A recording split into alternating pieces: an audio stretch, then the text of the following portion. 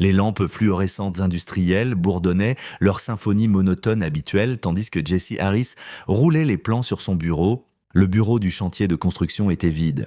À l'exception de lui, et cela depuis 3 heures, il s'était porté volontaire pour le quart d'inspection de nuit parce que le salaire était doublé et que l'anniversaire d'Emma approchait.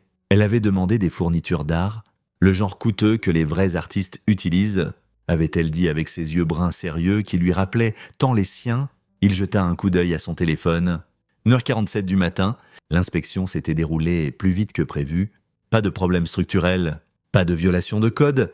Il pouvait rentrer chez lui 5 heures plus tôt, peut-être attraper quelques heures de sommeil avant qu'Emma ne se réveille. Elle se faufilait toujours dans leur chambre à 6h30 les samedis matins, murmurant « Papa !» jusqu'à ce qu'il feigne de se réveiller avec une surprise exagérée. Jesse verrouilla le bureau et marcha jusqu'à son camion, son souffle visible dans l'air glacial. Les hivers du Minnesota étaient brutaux, mais il avait grandi avec eux. Le charbon était honnête. Il ne prétendait pas être autre chose que ce qu'il était. Le trajet jusqu'à la maison prit 21 minutes à travers des rues vides. Sa maison en banlieue était sombre, sauf pour la lumière du Porsche que Becky laissait toujours allumée. Il était marié à Becky Malone, maintenant Becky Harris, depuis 9 ans. Ils s'étaient rencontrés lors d'une collecte de fonds pour un collège communautaire où elle faisait du bénévolat, ses cheveux auburn captant la lumière, tandis qu'elle riait à quelque chose que son ami avait dit. Elle avait été gentille alors, ou peut-être voulait-il simplement voir de la gentillesse. Jesse s'engagea dans l'allée et coupa le moteur. Quelque chose clochait. La fenêtre de la chambre d'Emma était sombre, mais ce n'était pas inhabituel. Ce qui le tracassait, c'était cette subtile anomalie dans l'air, cette sensation que quelque chose est déplacé avant même de pouvoir le nommer. Il entra dans la maison en silence, ne voulant réveiller personne. Le salon était vide, éclairé seulement par la lueur tamisée d'une lampe de table que Becky laissait allumée quand elle sortait. Il monta les escaliers et ouvrit doucement la porte d'Emma. Le lit était vide. Le pouls de Jesse s'accéléra. Il vérifia la salle de bain, puis leur chambre. Becky était là, étalée sur leur lit, encore entièrement vêtue, son téléphone serré dans une main. Il secoua son épaule. « Becky, où est Emma ?» Elle remua, plissant les yeux vers lui avec un regard flou. « Jesse, qu'est-ce que tu fais à la maison ?» Ses mots étaient légèrement pâteux. Avait-elle bu ? Où est Emma ? Elle est chez papa. Larry l'a emmenée là-bas vers 20h. Becky bâilla et se tourna. Il a dit qu'elle avait besoin d'apprendre la discipline. « Retourne te coucher !» Une glace envahit les veines de Jesse. Stuart Malone vivait à 15 minutes de là, dans une maison trop grande pour une personne et remplie de meubles antiques que les enfants n'avaient pas le droit de toucher. Emma détestait y aller. Pourquoi est-elle là à 2h du matin ? Je ne sais pas, Jesse. Demande à Larry. Il a dit que c'était important. Les yeux de Becky se fermèrent déjà. Jesse resta là 3 secondes, faisant des calculs. Quelque chose n'allait pas. Emma avait 7 ans. Elle devrait être dans son lit, pas chez son grand-père au milieu de la nuit. Il était de retour dans son camion avant que Becky puisse poser une autre question. Les rues étaient vides tandis que Jesse roulait, ses jointures blanches sur le volant. La maison de Stuart se dressait au bout d'un cul-de-sac, un monument colonial à l'argent ancien et aux rancunes encore plus anciennes. Jesse n'avait jamais aimé son beau-père, et le sentiment était réciproque. Stuart avait clairement fait comprendre dès le début que sa fille avait épousé en dessous de sa condition Jesse, le directeur de construction, avec des mains calleuses et une éducation dans une école d'État, n'était pas assez bien pour lui seul. En tournant dans la rue, ses phares balayèrent quelque chose qui fit arrêter son cœur. Emma, elle se tenait sur la pelouse devant la maison, une petite silhouette en pyjama rose, tenant un morceau de carton au-dessus de sa tête. Ses pieds étaient nus sur l'herbe couverte de neige. Jesse gara le camion en catastrophe et courut. Il traversa la pelouse en quelques secondes, soulevant Emma dans ses bras. Elle tremblait violemment, sa peau glacée, ses lèvres d'un bleu terrifiant. Il arracha sa veste et l'enroula autour d'elle, la serrant contre sa poitrine. « Papa » murmura-t-elle, sa voix à peine audible. « N'entre pas !» Jesse regarda le carton qui était tombé au sol, des lettres majuscules écrites au marqueur noir. « Je suis une menteuse. Bébé, que s'est-il passé ? Pourquoi es-tu dehors ?» Il se dirigeait déjà vers la maison, Emma serrée contre lui. « Oncle Larry a dit que les menteurs ne méritent pas de chaleur, » dit Emma, ses dents claquant. Il a dit que je devais tenir le panneau jusqu'à ce que je dise la vérité. « Mais papa, j'ai dit la vérité. Je le jure. Depuis combien de temps es-tu dehors ? » Je ne sais pas. C'était après l'heure du coucher de grand-père. Oncle Larry est venu vérifier 2 fois. Il a dit que si j'entrais, tu ne me reverrais jamais. Une rage blanche, chaude et pure, envahit le corps de Jesse. Il porta Emma au camion, alluma le moteur et le chauffage, et l'enroula dans toutes les couvertures qu'il gardait sur la banquette arrière. « Reste ici, ma petite, verrouille les portes, je reviens tout de suite. Papa, s'il te plaît. » Mais Emma. Il attendit d'entendre les verrous cliquer, puis se tourna vers la maison. Par la fenêtre de devant, il voyait des lumières allumées dans le salon, des silhouettes en mouvement, le son de rire. Jesse essaya la porte. Déverrouillée, il entra. La maison sentait le cigare et le bourbon. Jesse traversa le vestibule, passant devant des photos de famille qui ne l'avaient jamais inclus. Vers le son des voix, ses bottes laissaient des traces humides sur le parquet. Tu aurais dû voir sa tête quand je lui ai dit qu'elle gèlerait si elle n'avouait pas. La voix de Larry Malone, le frère aîné de Becky, un avocat d'entreprise qui portait des costumes coûtant plus cher que les paiements du camion de Jesse. Jesse l'avait toléré pour Becky, enduré des dîners familiaux où Larry faisait des blagues sur le travail ouvrier et le labeur manuel. Jesse atteignit la porte du salon et s'arrêta. La scène devant lui se cristallisa en une clarté accablante parfaite. Sa femme, Becky, était sur le canapé, sa tête sur l'épaule de Mark Warren. Mark, qui avait été le partenaire d'affaires de Jesse 5 ans plus tôt, avant que Jesse ne découvre qu'il détournait de l'argent de leurs clients. Mark, qui avait disparu après que Jesse eut menacé d'impliquer la police. Mark, dont la main était maintenant sur la cuisse de Becky. Larry était assis dans le fauteuil en cuir de Stuart, un verre de bourbon à la main, sa cravate desserrée. Stuart lui-même se tenait près de la cheminée, paraissant plus vieux que ses 62 ans. Mais ses yeux étaient vifs et sans remords. « Cette gamine a une grande bouche », disait Mark. « Essayez de dire à Jessie qu'elle nous a vus ensemble la semaine dernière. Bonne idée de l'appeler une menteuse. Becky. Elle a 7 ans, dit Becky. Ces mots pâteux, elle ne sait pas ce qu'elle a vu. Elle en savait assez, dit Larry. C'est pourquoi j'ai veillé à ce qu'elle comprenne qu'il y a des conséquences pour mentir. Il rit. Ou dans ce cas, pour dire la vérité, Jessie se tenait dans l'embrasure de la porte, regardant sa femme se pencher contre un autre homme, regardant son frère rire d'avoir torturé une enfant de 7 ans, regardant son père ne rien faire. La trahison était complète. Stuart le vit en premier, le visage du vieil homme pâlit. « Jessie !» Tout le monde se tourna. Becky se leva précipitamment du canapé, le visage rougi. « Jessie, qu'est-ce que tu es censé être au travail ?» Mark Warren se leva lentement, un sourire narquois sur le visage. « Tiens. » L'ouvrier rentre tôt. Larry posa son verre, son expression passant de la surprise au calcul. « Ce n'est pas ce que ça a l'air. Jessie. » Jessie les regarda tour à tour. Sa voix, quand il parla, était calme. Ma fille était dehors par 7 degrés écho, pieds nus pendant des heures, parce qu'elle a essayé de me dire la vérité sur vous.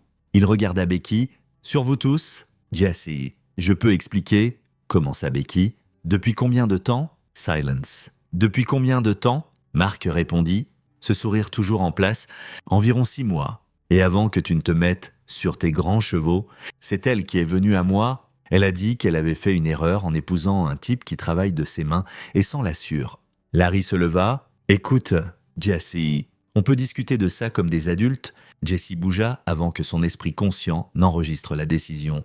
Il traversa la pièce en 3 enjambées et son poing heurta la mâchoire de Larry. En voyant l'avocat s'étaler en arrière par-dessus le fauteuil, Larry heurta le sol durement. Du sang coulant de son nez, « Tu as mis ma fille dans la neige ?» La voix de Jessie était un rugissement maintenant. Une enfant de 7 ans, Mark s'avança vers lui, mais Jessie fut plus rapide. Des années de travail en construction l'avaient rendu fort. Et la colère le rendait inarrêtable. Il attrapa Mark par sa chemise coûteuse et le plaqua contre le mur. « Et toi, espèce de ordure, tu m'as volé. Tu as disparu ? Et tu reviens pour voler ma femme. » La voix de Stuart coupa à travers le chaos. « Ça suffit, Jessie. J'appelle la police. »« Fais-le, » grogna Jessie. « Appelle-les. Laisse-les voir ce que vous avez fait à Emma. Laisse-les entendre comment tu as laissé ton fils torturer ta petite fille pour couvrir l'affaire de ta fille. » Becky pleurait maintenant, son mascara coulant sur son visage. « Jessie, s'il te plaît, on peut arranger ça. » Jessie relâcha Mark, qui s'affaissa contre le mur. Il regarda Becky et quelque chose dans sa poitrine se brisa net, comme un os qui se casse. « Arranger ça ? Tu les as laissés punir Emma ? Tu savais qu'elle disait la vérité et tu l'as appelée une menteuse. Tu as laissé ton frère mettre notre fille dehors dans le froid glacial. Je ne savais pas qu'il... Je pensais qu'il allait juste lui parler. Tu ne savais pas parce que tu t'en fichais. La voix de Jessie était froide maintenant, la rage se cristallisant en quelque chose de plus dur, de plus dangereux.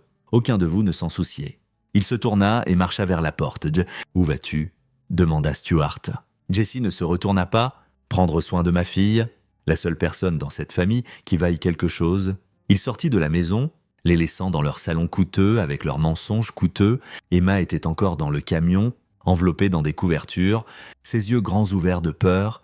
Jessie monta et la serra contre lui, sentant son petit corps trembler contre le sien. « Est-ce que ça va, papa ? Ça va, ma petite ?» Il démarra le camion. « Mais on ne rentre pas à la maison ce soir. On va à l'hôpital pour s'assurer que tu vas bien. Puis on va quelque part en sécurité. Et maman ?» Jessie sentit la question d'Emma comme un couteau entre ses côtes. Il embrassa le sommet de sa tête. « Laisse-moi m'inquiéter de ça. D'accord. Pour l'instant, tu dois te réchauffer. » Tandis qu'il s'éloignait de la maison des Malone, l'esprit de Jessie travaillait déjà, cataloguant les preuves, planifiant les étapes suivantes. Ils avaient blessé sa fille. Ils l'avaient trahie de la pire façon possible. Et ils pensaient s'en tirer parce qu'ils avaient de l'argent, des avocats et le nom de famille Malone. Ils se trompaient. Jesse Harris travaillait peut-être de ses mains, avait des callosités et de la sueur sous les ongles, mais il avait bâti une entreprise de construction à partir de rien. Il savait comment planifier, comment exécuter et comment s'assurer qu'une fondation était solide avant de construire quelque chose qui durerait. Cette fois, il allait construire quelque chose de différent. Il allait construire leur destruction, pièce par pièce, jusqu'à ce que tout ce qu'il valorisait s'effondre en poussière. Le médecin des urgences confirma ce que Jessie savait déjà. Emma irait bien physiquement, hypothermie légère. Mais sa température corporelle remontait régulièrement. Il voulait la garder en observation, ce qui convenait parfaitement à Jessie. Cela lui donnait du temps pour réfléchir, planifier et passer des appels. Le premier appel fut à son avocat, Austin Riley, un jeune avocat tenace qui l'avait aidé avec ses contrats d'affaires et était devenu un ami. Austin répondit à la 3e sonnerie. Sa voix ensommeillée. « Jessie, il est 4 heures du matin. J'ai besoin que tu me rejoignes au County General maintenant et apporte un enregistreur. » La voix d'Austin s'aiguisa. « Que s'est-il passé ? Je demande la garde d'urgence et le divorce ? J'ai un témoin qui a 7 ans et qui a une hypothermie légère pour avoir été laissé dehors, comme punition pour avoir dit la vérité. J'ai besoin que tout soit documenté. J'arrive dans 20 minutes. » Le deuxième appel fut à Glenn Weiss, un détective privé avec qui Jessie avait travaillé sur une affaire de fraude en construction 2 ans plus tôt. Glenn était un ancien du FBI, méthodique et impitoyable quand il s'agissait de trouver la vérité. « Glenn, c'est Jessie Harris ? J'ai besoin de toi pour un boulot. Surveillance complète, vérification de fonds, dossier financier, tout ce que tu peux trouver sur 4 personnes. » Il énuméra les noms. Becky Harris, Mark Warren, Larry Malone, Stuart Malone. J'ai besoin de preuves d'une liaison, d'irrégularité financière, tout ce qui peut être utilisé au tribunal ou ailleurs. L'argent n'est pas un problème. Dans combien de temps ? Here, donne-moi 1 semaine, je trouverai ce dont tu as besoin. Le 3e appel fut le plus dur. Jessie composa le numéro de son frère aîné, Dominic Glass, techniquement son demi-frère. Il partageait un père qui était parti quand Jessie avait 3 ans, qui vivait à Chicago et dirigeait une entreprise de construction 2 fois plus grande que celle de Jessie. Ils n'étaient pas proches, mais le sang comptait quand c'était important. « Dom, c'est Jessie. Jessie, qu'est-ce qui ne va pas ?» Jessie expliqua en phrases courtes. Dominique écouta sans interrompre, puis sa voix traversa la ligne, dure comme l'acier. « Tu as besoin d'argent ? D'aide légale ? Quoi ? J'ai besoin qu'Emma soit quelque part en sécurité pendant que je gère ça. Becky a de l'argent familial et des avocats. J'ai besoin d'agir vite et de savoir qu'Emma est à protéger. Envoie-la-moi. » Mélissa voulait rencontrer sa nièce de toute façon. On la gardera en sécurité, on l'inscrira à l'école ici si nécessaire. Et Jessie, quoi que tu aies besoin pour enterrer ces gens, appelle-moi. Au moment où Austin arriva, Jessie avait passé 2 autres appels et un plan se formait. Il n'était pas complet, mais les fondations étaient là. Austin regarda Emma dormant dans le lit d'hôpital, le dossier médical documentant son état, et sa mâchoire se serra. Ils l'ont vraiment mise dehors pendant des heures. Son oncle l'a menacée, a dit que si elle entrait, elle ne me reverrait jamais. La plume d'Austin glissa sur son bloc-notes en traits rapides et furieux. On obtient une ordonnance de restriction aujourd'hui, audience de garde d'urgence lundi. Et Jessie, on va les détruire. Passons dit Jessie calmement, regardant sa fille. Moi, toi, assure-toi juste que c'est assez légal pour que je garde Emma. Austin l'étudia un moment. Qu'est-ce que tu planifies? Rien qui te concerne? En tant que mon avocat, tu es mieux sans savoir? Jessie. Austin, ils ont mis ma fille de 7 ans dans la neige, pieds nus, au milieu de la nuit. Ils ont torturé une enfant pour couvrir une liaison. Tu veux vraiment savoir ce que je planifie? Austin referma son bloc-notes. Non, je suppose que non. Mais quoi que ce soit, assure-toi que ça ne puisse pas être retracé jusqu'à toi. C'est le plan. Au cours des 3 jours suivants, Jessie agit avec la précision qu'il utilisait sur ses projets de construction. Emma partit à Chicago avec Dominique et sa femme Melissa, excités par des vacances, pour rencontrer sa tante, son oncle et ses cousins. Jessie lui dit que c'était temporaire, juste jusqu'à ce que des affaires d'adultes soient réglées. Elle l'avait serré fort à l'aéroport et murmurait « Je t'aime, papa, je suis désolée d'avoir dit « N'excuse jamais de dire la vérité », avait dit Jessie, la serrant contre lui. « Jamais. Tu as fait ce qu'il fallait et je suis fier de toi. » L'audience de garde d'urgence était prévue pour lundi. Austin déposa les documents documentant l'hypothermie d'Emma, les dossiers hospitaliers et la déclaration assermentée de Jessie sur le fait de l'avoir trouvée dehors. Il déposa aussi pour le divorce et une ordonnance de restriction contre Becky, Larry et Stuart. La réponse de Becky arriva par son avocat dimanche soir, une contre-poursuite affirmant que Jessie avait agressé Larry et Mark, demandant la garde complète d'Emma et alléguant que Jessie était un père inapte qui travaillait des heures excessives et négligeait son enfant. Jessie lut les documents dans sa maison vide et sourit. Il pensait pouvoir le déjouer avec des avocats et de l'argent. Il ne comprenait pas qu'il ne prévoyait pas de les combattre au tribunal. Du moins pas seulement au tribunal. Le tribunal n'était que la bataille visible. La vraie guerre se déroulerait dans l'ombre, où Jessie avait passé les 3 derniers jours à poser les bases. Glenn Weiss appela dimanche soir. « J'ai des résultats préliminaires. Tu veux les mauvaises nouvelles ou les pires ?» Tout. Mark Warren vit dans un appartement au centre de Minneapolis depuis 3 mois. Le bail est sous une LLC, mais je l'ai retracé jusqu'à Stuart Malone. Il le finance. Warren n'a pas de revenus visibles. Pas de boulot, mais il conduit une nouvelle BMW et dépense de l'argent comme s'il en avait plein. Je parie que Stuart le subventionne. Continue. Larry Malone a un problème de jeu. Pas de connaissances publiques, mais il est endetté pour environ 40 000 $ sur des sites de paris offshore.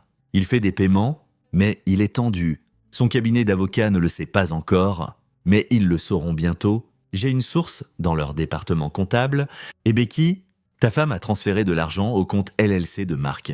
De petites sommes, à intervalles réguliers, commencées il y a environ 6 mois. Comme Warren l'a dit, elle utilise des fonds du compte joint. Jessie absorba cela.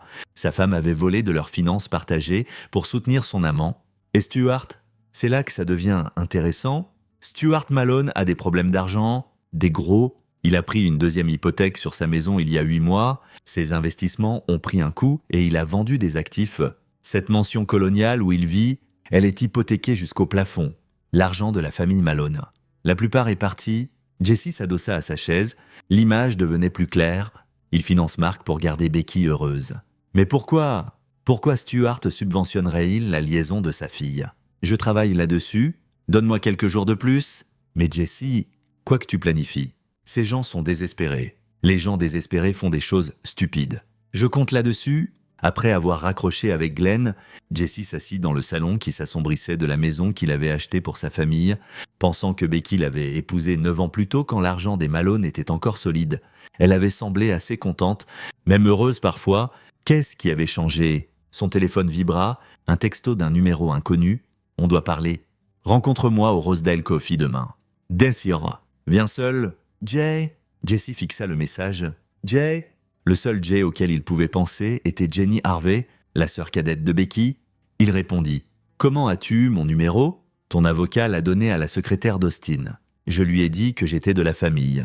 S'il te plaît, Jessie, il y a des choses que tu dois savoir sur ce qui se passe. Des choses qu'Emma ne sait pas, des choses que personne ne sait. » Jessie réfléchit. Jenny avait toujours été différente du reste des Malone.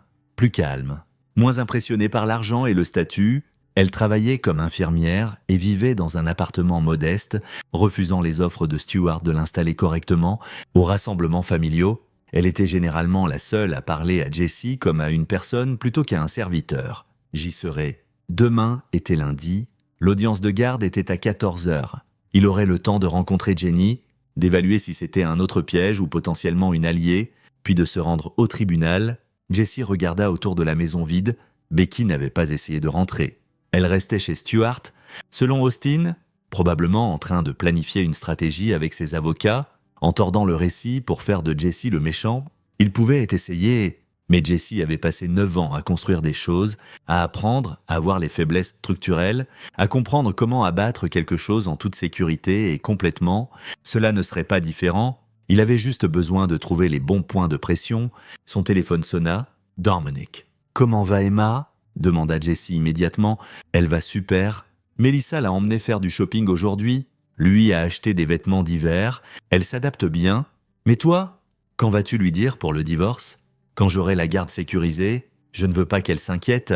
Jessie, je connais ce ton dans ta voix. Quoi que tu planifies, je ne planifie rien d'illégal. Je n'ai pas dit illégal. J'ai dit quoi que tu planifies. Ces gens ont blessé ton enfant. Je comprends, mais ne jette pas ta vie pour la vengeance. Je ne jette rien, dit Jessie calmement. Je reprends ce qui est à moi, ma fille, ma dignité, ma vie. Dominique resta silencieux un moment. D'accord, mais souviens-toi, Emma a besoin de son père. Ne fais rien qui pourrait t'éloigner d'elle. Après avoir raccroché, Jessie s'assit dans l'obscurité, pensant à la vengeance et à la justice, et à la fine ligne entre elles. Il n'était pas intéressé par la vengeance pour elle-même. Il était intéressé par le fait de s'assurer que les gens qui avaient blessé Emma affrontent des conséquences, de vraies conséquences. Pas juste une tape sur les doigts du tribunal familial, et si ces conséquences les détruisaient au passage. Eh bien, c'était juste une bonne construction.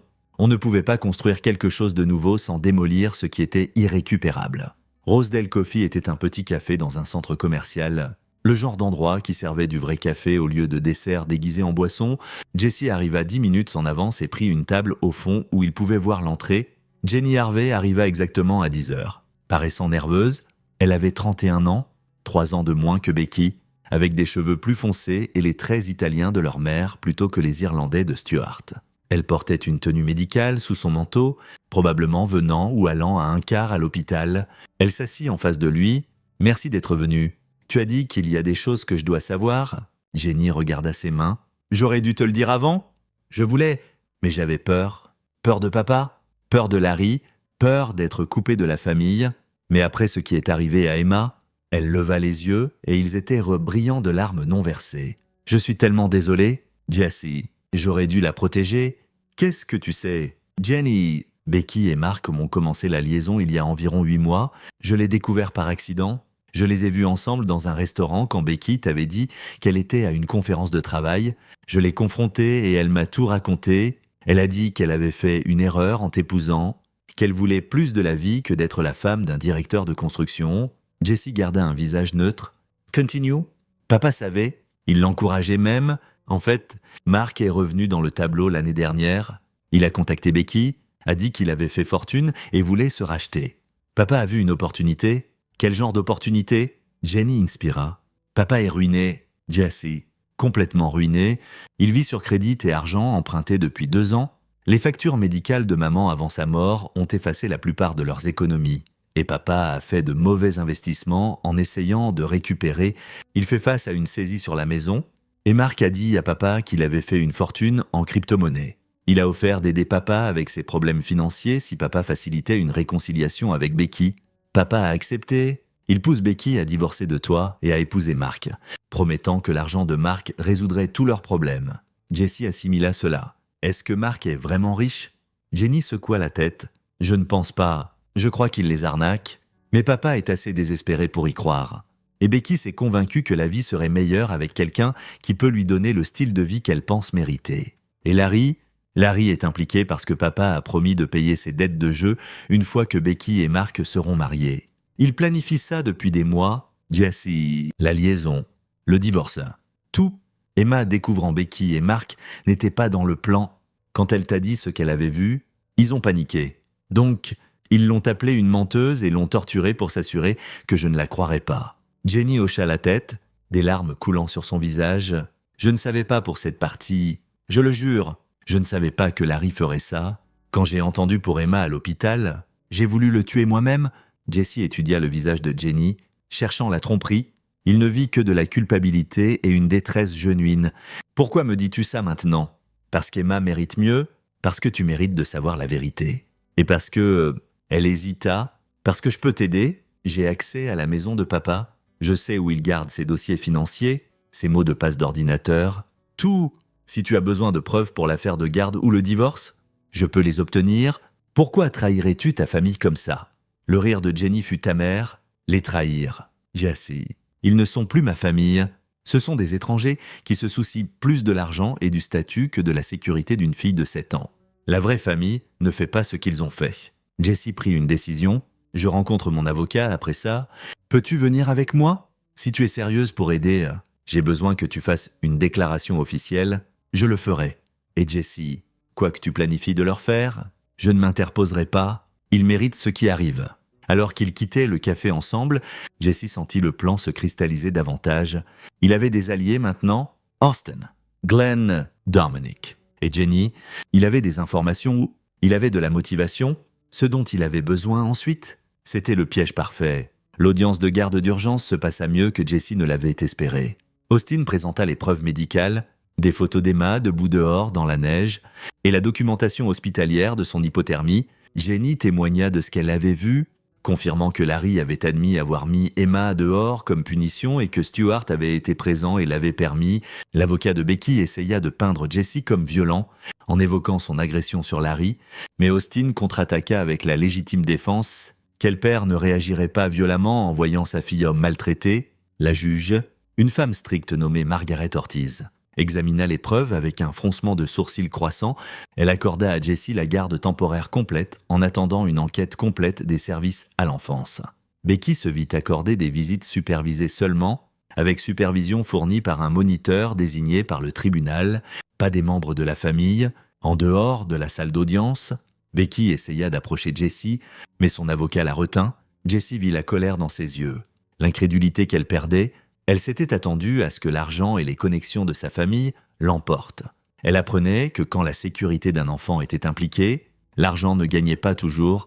Ce soir-là, Jesse s'assit dans son bureau à domicile, regardant les informations compilées par Glenn, dossier financier, chronologie de la liaison, preuve de la faillite de Stuart, documentation des dettes de jeu de Larry. C'était complet, accablant, et exactement ce dont il avait besoin, mais ce n'était pas assez. Jesse ne voulait pas juste gagner l'affaire de garde, il voulait s'assurer que ces gens ne pourraient jamais blesser Emma à nouveau, jamais utiliser leur argent ou leur influence pour se frayer un chemin de retour dans leur vie. Il prit son téléphone et appela Glenn. « J'ai besoin que tu creuses plus profondément sur Mark Warren. Chaque arnaque qu'il a menée, chaque personne qu'il a escroquée, tout. S'il prévoit d'arnaquer Stuart et Becky, je veux des preuves et je veux savoir quand ça va arriver. Tu veux le laisser les arnaquer? Je veux l'aider à les arnaquer. Puis, je veux m'assurer que tout le monde sache exactement ce qui s'est passé. » Glenn resta silencieux un moment. « C'est froid. Jesse, ils ont mis ma fille dans la neige. Le froid est ce qu'ils ont gagné. » La phase suivante du plan de Jesse commença à prendre forme. Il laisserait le schéma de Mark et Stuart se dérouler, peut-être même l'accélérer. Il s'assurerait que quand il s'effondrerait, il les emporte tous financièrement, socialement, légalement, et il s'assurerait qu'Emma soit en sécurité loin quand l'explosion se produirait. Mais d'abord, il avait besoin de savoir exactement ce que Mark planifiait. Et pour ça, il avait besoin de quelqu'un à l'intérieur. Il prit son téléphone et appela Jenny. « À quel point es-tu bonne pour jouer un rôle? Qu'est-ce que tu as besoin? J'ai besoin que tu convainques ton père que tu es de son côté, que tu as témoigné contre lui au tribunal parce que tu avais peur, mais que tu réalises maintenant qu'il essayait juste d'aider Becky. Peux-tu faire ça? Tu veux que je les espionne? Je veux que tu découvres exactement ce que Mark planifie. Stuart pense que Mark est riche, mais nous savons tous les deux qu'il mène probablement une arnaque. J'ai besoin de savoir quel genre d'arnaque, quand ça arrive, et combien d'argent est impliqué. Peux-tu faire ça? » Jenny resta silencieuse un long moment. « Oui, je peux faire ça. Mais Jesse, quand ce sera fini? Je ne veux plus rien avoir à faire avec eux. Quand ce sera fini, tu n'auras pas à... » Jesse raccrocha et regarda le tableau qu'il avait créé sur le mur de son bureau. Photos, Chronologia, Connections. Ça ressemblait à quelque chose d'un thriller policier. Mais c'était juste une bonne planification, gestion de projets de construction appliqués à la destruction au lieu de la construction. Il avait passé sa carrière à apprendre comment construire des choses qui durent. Maintenant, Il allait construire un piège si parfait que quand il se refermerait, les Malone et Mark Warren ne perdraient pas seulement, ils seraient détruits si complètement qu'ils ne pourraient jamais se relever. Et le meilleur, ils allaient le construire eux-mêmes, pièce par pièce, en pensant qu'ils construisaient leur propre salut. Jesse Harris travaillait peut-être de ses mains, mais son esprit était assez aiguisé pour voir 3 coups à l'avance. Et là, il pouvait voir jusqu'à l'échec et mat. 2 semaines passèrent. Emma resta à Chicago avec Dominique. S'épanouissant dans sa nouvelle école et se faisant des amis, Jesse l'appelait tous les soirs, et chaque fois qu'il l'entendait rire, sa résolution se durcissait. Elle méritait mieux que ce que les Malone lui avaient donné. Elle méritait la sécurité, la stabilité et un père qui la protégerait quel qu'en soit le coup. Jenny joua son rôle parfaitement. Elle s'excusa auprès de Stuart, prétendant avoir paniqué à l'audience de garde. Stuart, désespéré pour l'unité familiale et quelqu'un pour aider à gérer sa situation financière de plus en plus compliquée, l'accepta de retour. En quelques jours, elle assistait à des réunions familiales où Mark présentait ses opportunités d'investissement. Il mène un schéma Ponzi classique, rapporta Jenny lors d'une de leurs réunions clandestines avec Jesse dans un dîner en dehors de la ville. Il a convaincu papa que s'il investit ce qui reste de son argent plus quelques prêts supplémentaires, Mark peut le tripler en 6 mois via une venture en crypto-monnaie. Papa y croit parce qu'il est désespéré. Combien Stuart prévoit-il d'investir ? Tout. Il a déjà liquidé son portefeuille d'actions et pris une 3e hypothèque. Mark parle d'avoir besoin d'un demi-million au total pour maximiser les retours. Papa se démène pour le rassembler. Jesse sentit quelque chose de sombre et satisfaisant s'installer dans sa poitrine. Et Becky ? Becky encaisse son fonds en fiducie. Elle l'aura tout d'ici la fin du mois.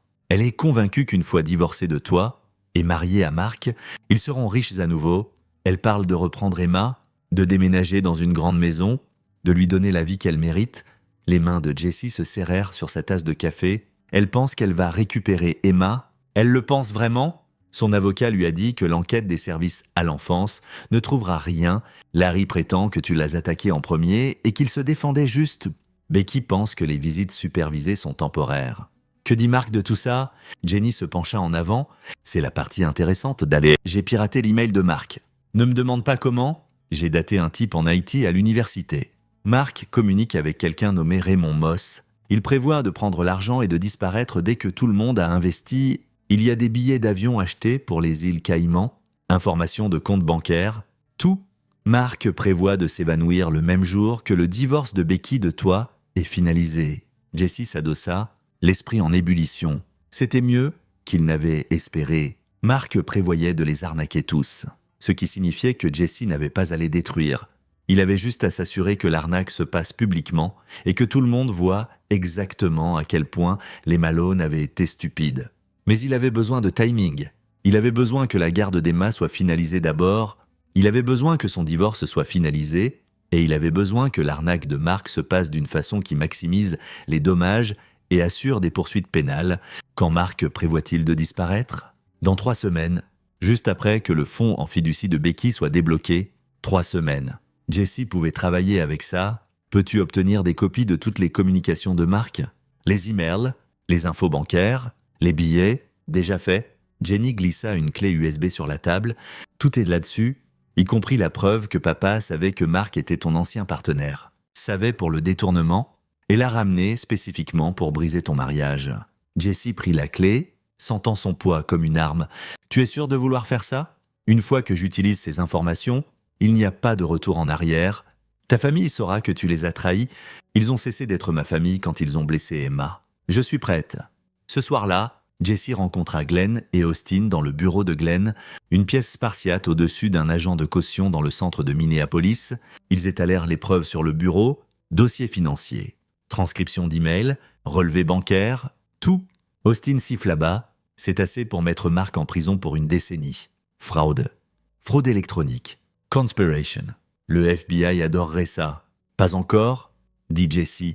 D'abord, je veux que ça arrive.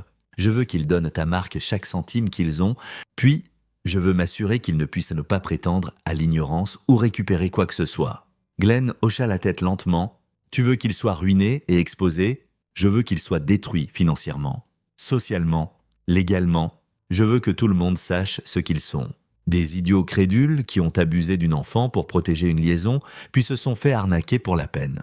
Je veux que chaque country club, chaque cercle social, chaque connexion professionnelle sache que les Malone sont finis. Et Mark va en prison. Mais seulement après avoir pris tous deux, Austin se tortilla mal à l'aise. « Jesse, ça frôle une ligne légale fine. Je ne fais rien d'illégal. Je ne fais que ne pas arrêter un crime en cours. Y a-t-il une loi qui dit que je dois avertir les gens qu'ils vont se faire arnaquer? Techniquement, non. Moralement, c'est une autre question. Ces gens ont torturé ma fille. Je n'ai pas de scrupules moraux à les regarder se détruire. » Glenn s'adossa à sa chaise. « Tu sais que ce que tu fais va blesser beaucoup de gens. Stuart n'est pas le seul investi dans ça. Larry met de l'argent aussi. Non. Et le fonds en fiducie de Becky qui était probablement destiné à Emma éventuellement, Jesse y avait pensé. Le fonds en fiducie le dérangeait, mais pas assez pour changer son plan. Becky a fait son choix quand elle les a laissés abuser d'Emma. Quant à l'argent qui aurait pu aller à Emma un jour, je m'assurerai qu'elle soit prise en charge. Je n'ai pas besoin de l'argent des Malone pour ça. D'accord, dit Glenn. Alors voilà ce que je propose. On laisse l'arnaque de Mark se dérouler exactement comme prévu. Mais on s'assure que quand ça s'effondre, les preuves sont partout. Medias, police, autorité régulatrice. On en fait une histoire assez grande pour qu'il n'y ait pas moyen de l'étouffer. Les Malone deviennent un compte moral. Et en attendant, tu finalises ta garde d'Emma et ton divorce de Becky. Verrouille tout légalement avant que l'explosion n'arrive. Comme ça, quand Becky perd tout, elle ne peut pas venir après toi pour du soutien ou prétendre qu'elle a besoin d'Emma pour la stabilité émotionnelle. Jesse regarda le calendrier, 3 semaines jusqu'à la disparition prévue de Mark. L'audience de garde finale était dans 2 semaines. Le divorce pouvait être finalisé sur un calendrier accéléré si Becky acceptait les termes, ce qu'elle pourrait faire si elle pensait devenir riche bientôt. Ça pouvait marcher. Ça marcherait? Faisons-le, dit Jesse, mais je veux une chose de plus. Je veux rencontrer Raymond Moss. Glenn et Austin échangèrent des regards. Pourquoi? Demanda Austin. Parce que je veux m'assurer qu'il sait exactement ce que ces gens ont fait. Je veux qu'il sache qu'il n'arnaque pas juste une famille riche. Il aide à faire tomber des gens qui ont torturé une enfant. Je veux qu'il soit motivé pour faire son boulot chedi. Glenn hocha la tête lentement. Je peux arranger ça. Mais Jesse, rencontrer Moss te rend partie de ça. Tu es sûr de vouloir cette exposition? Je suis déjà partie de ça. Je m'assure juste que ça arrive comme il faut. 2 jours plus tard, Jesse s'assit dans un bar à Sainte. Paul en face de Raymond Moss, un homme maigre dans la quarantaine avec des yeux vifs et l'air de quelqu'un qui avait passé sa vie à lire les gens, le partenaire en crime de Mark, l'homme qui avait aidé à planifier l'arnaque. « Vous êtes l'ex-mari » dit Moss sans préambule. « Pourquoi je vous parle? Parce que je sais ce que vous planifiez. Et je veux aider. » L'expression de Moss ne changea pas. « Pourquoi aideriez-vous quelqu'un à arnaquer la famille de votre ex-femme? » Parce qu'ils ont mis ma fille de 7 ans dehors dans le froid glacial comme punition pour avoir dit la vérité. Parce qu'ils prévoient d'utiliser leur argent pour me l'enlever. Et parce que je veux qu'ils n'aient plus rien pour se battre quand ce sera fini. Moss réfléchit. Mark a dit que l'ex-mari était un ouvrier en construction, un type simple, pas une menace. Mark sous-estime beaucoup de gens, c'est pourquoi il est allé en prison la première fois que je l'ai attrapé à voler nos clients. C'est pourquoi il pense que cette arnaque marchera. Vous avez envoyé Mark en prison? J'ai menacé. Il a disparu avant que je puisse y dire. Maintenant, il est de retour en train de mener une arnaque sur mon ex-femme et sa famille. Et je vais m'assurer que ça réussisse au-delà de ses rêves les plus fous. Moss sourit lentement. Vous êtes un salaud vindicatif. Je suis un père protégeant sa fille. Si ça fait de moi un salaud, je suis d'accord. Ils parlèrent pendant 1 heure. Jesse montra à Moss la preuve de ce que les Malone avaient fait à Emma, les dossiers hospitaliers, les photos, le témoignage d'Emma. Il expliqua toute la situation, la liaison, la couverture, l'abus. À la fin, l'expression de Moss s'était durcie. J'ai arnaqué beaucoup de gens, dit Moss, des idiots riches qui pensent être plus intelligents que tout le monde, mais je tire la ligne à blesser des enfants. Ce qu'ils ont fait à votre fille. Il secoua la tête. Ouais, je m'assurerai que ça fasse mal. Je ne veux pas que vous changiez le plan. Exécutez-le parfaitement. Prenez chaque centime qu'ils ont. Rendez-le public. Assurez-vous qu'ils ne puissent pas se cacher ou prétendre être des victimes. Faites-en des exemples. Qu'est-ce que vous y gagnez? La paix d'esprit et la garde de ma fille, sans qu'ils aient les ressources pour me combattre. Moss tendit la main. Marchez. Mais si ça tourne mal et qu'on se fait attraper, je ne vous ai jamais rencontré? D'accord. Ils se serrèrent la main, 2 hommes avec des motivations très différentes, travaillant vers le même but. Jesse quitta le bar, se sentant plus léger qu'il ne l'avait été depuis des semaines. Le piège était tendu. Tout ce qu'il avait à faire maintenant était d'attendre que les Malone marchent dedans. L'audience de garde finale eut lieu une semaine plus tard. L'enquête des services à l'enfance avait conclu que Jessie fournissait un environnement domestique stable et sûr. Les visites supervisées de Becky s'étaient de mal passées. Emma était renfermée et anxieuse autour de sa mère, et le moniteur du tribunal nota que Becky passait la plupart des visites sur son téléphone ou à se plaindre de la supervision. Les accusations d'agression de Larry contre Jessie avaient été abandonnées après que des preuves montrent que Larry avait admis à plusieurs personnes avoir mis Emma dehors dans le froid. Le procureur décida que la réaction de Jessie était justifiable vu les circonstances. La juge Ortiz accorda à Jessie la garde physique et légale complète d'Emma. Becky se vit accorder des visites supervisées limitées avec possibilité de réévaluation dans 6 mois en attendant la complétion de cours de parentalité et une évaluation psychologique.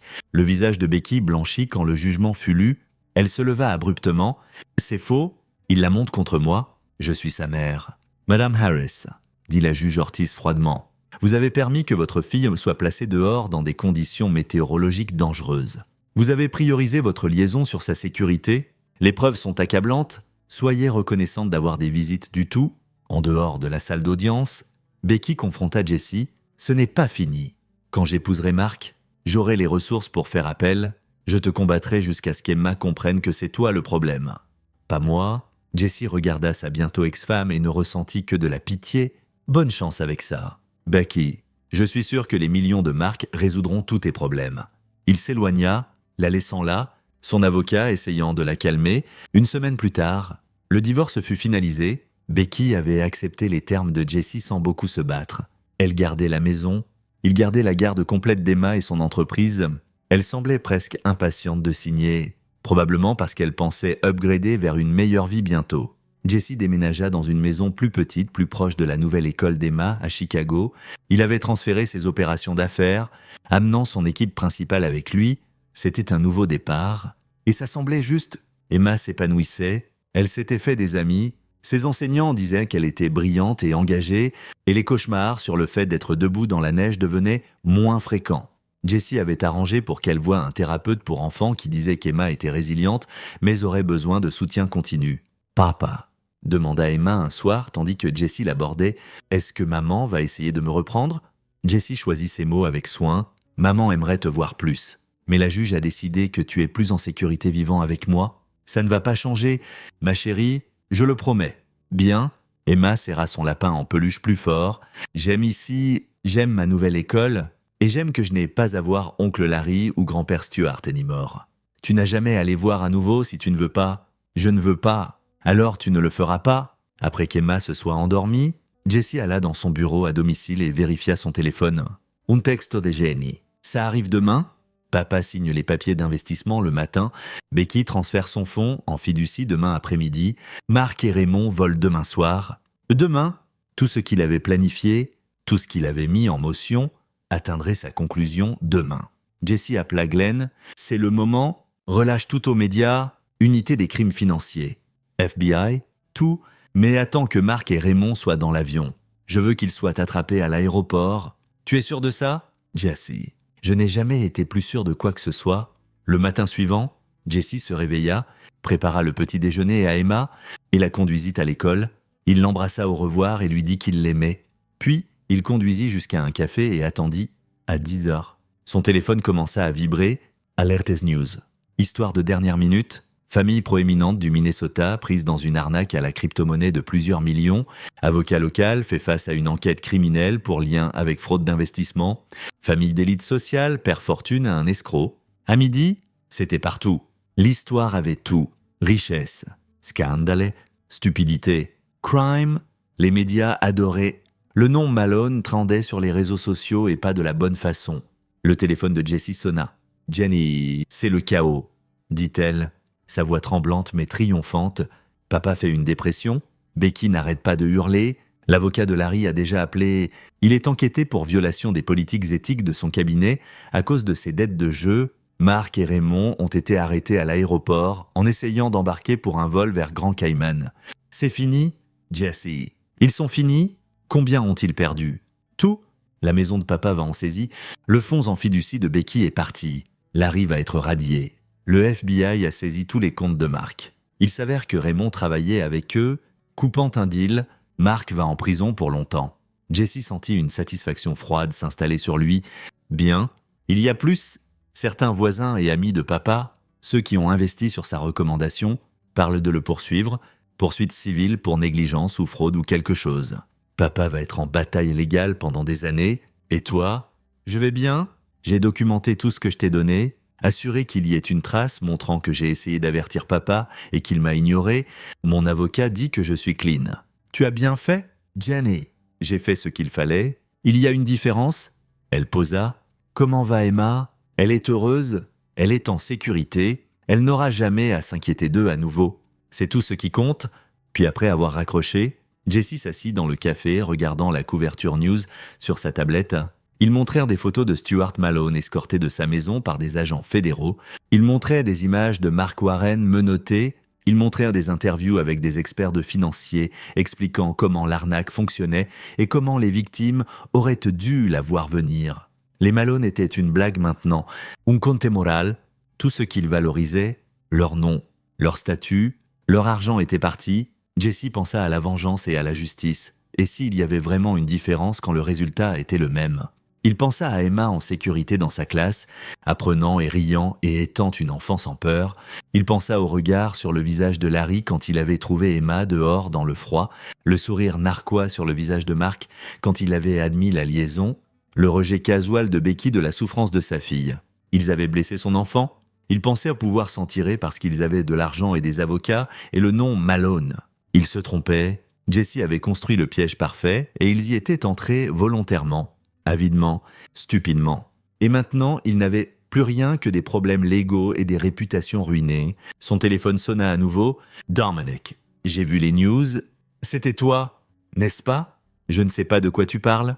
Jesse, ils disent que le FBI a eu un type anonyme avec des preuves détaillées. Dossiers financiers, emails, tout. C'était toi? Impossible à prouver. » Dominique rit. « Tu es un salaud effrayant quand quelqu'un blesse ton enfant? Je suis un père, je fais ce qui doit être fait. »« Ouais, tu le fais. » La voix de Dominique s'adoucit. « Emma demande quand tu rentres. Elle t'a fait un dessin à l'école aujourd'hui. J'y serai dans 1 heure. Dis-lui qu'on prendra une glace pour célébrer. » « Célébrer quoi? Un nouveau début. » Jesse paya son café et sortit dans l'après-midi froid du Minnesota. Le soleil brillait et l'air était propre et vif. Il monta dans son camion et commença le trajet de retour à Chicago, de retour à Emma, de retour à sa nouvelle vie. Derrière lui, l'empire de la famille Malone s'effondrait en poussière. Leur argent était parti, leur réputation détruite. Leurs problèmes légaux ne faisaient que commencer. Mark Warren faisait face à une peine de prison fédérale. Larry Malone était radié. Stuart Malone perdait sa maison et faisait face à des poursuites civiles d'investisseurs en colère. Becky Harris était sans le sou et seule.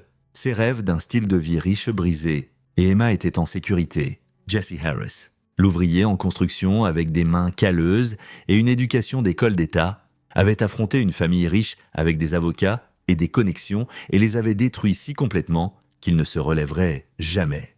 Il l'avait fait méthodiquement, soigneusement, parfaitement, comme construire une structure destinée à durer. Celle-ci durerait pour toujours. Les Malone seraient un conte moral pendant des années, une histoire sur l'avidité et la stupidité et les conséquences de blesser l'enfant de la mauvaise personne.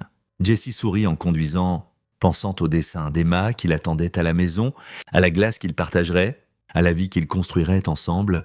Il avait construit beaucoup de choses dans sa carrière, des maisons, des bureaux, des écoles, mais ça, la sécurité d'Emma, son bonheur, son avenir libre, des gens qu'il avait blessés, c'était la meilleure chose qu'il ait jamais construite.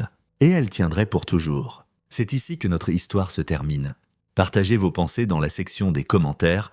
Merci pour votre temps. Si vous avez aimé cette histoire, veuillez vous abonner à cette chaîne. Cliquez sur la vidéo que vous voyez à l'écran et je vous verrai